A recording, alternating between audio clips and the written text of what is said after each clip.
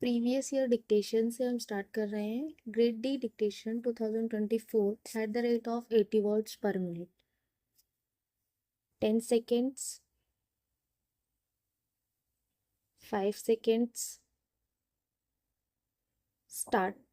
Sir, I am very glad that I have the opportunity to take part in the discussions on the demands for grants in respect of the Ministry of Labor. I am glad we have got a very good labor minister, but do not know whether he is able to take all the necessary steps to improve the labor situation in this country. At this crucial moment, sir, in the labor ministers' conference some time back, it was suggested that steps should be taken to enforce the minimum wages in the different industries. It was also suggested that non implementation of minimum wages should be declared as a cognizable offense and the offender should be arrested. However, it had been agreed at the conference that more deterrent punishment should be given to the offenders and that the act should be amended suitably. Necessary changes should have been made in the central legislation by this time. The Industrial Dispute Act had become outdated and it should be completely overhauled.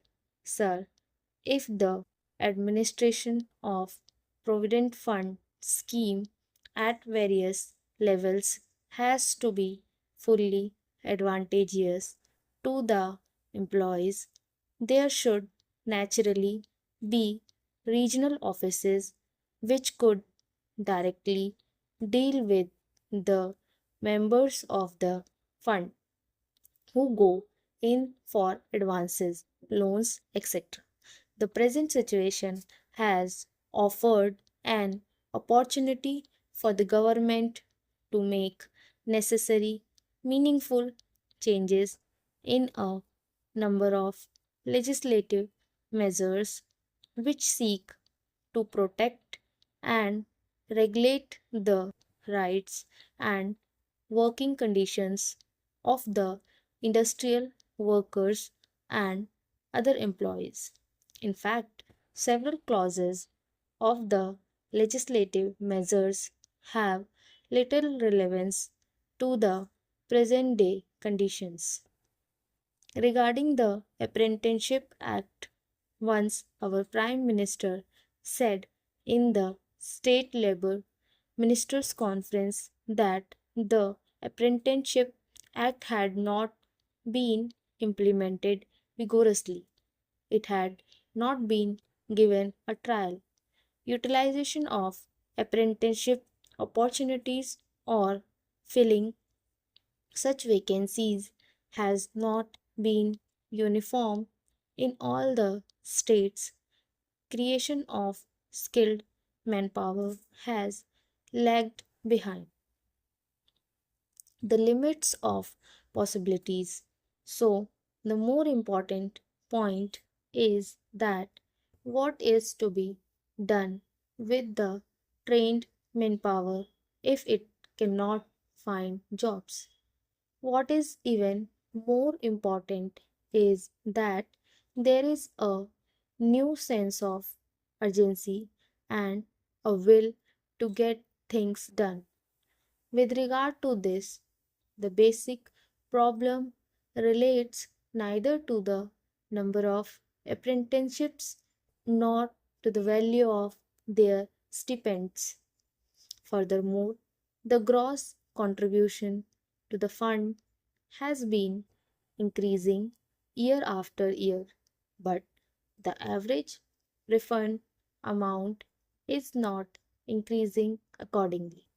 Sir, The Industrial Policy Resolution clearly mentions that in the process of rapid industrial development, labor assumes a vital role to help establish a socialistic pattern of society.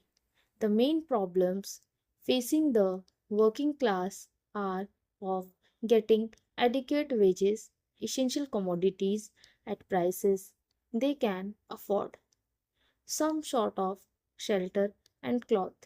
The government's minimum needs program has hardly reached the working class.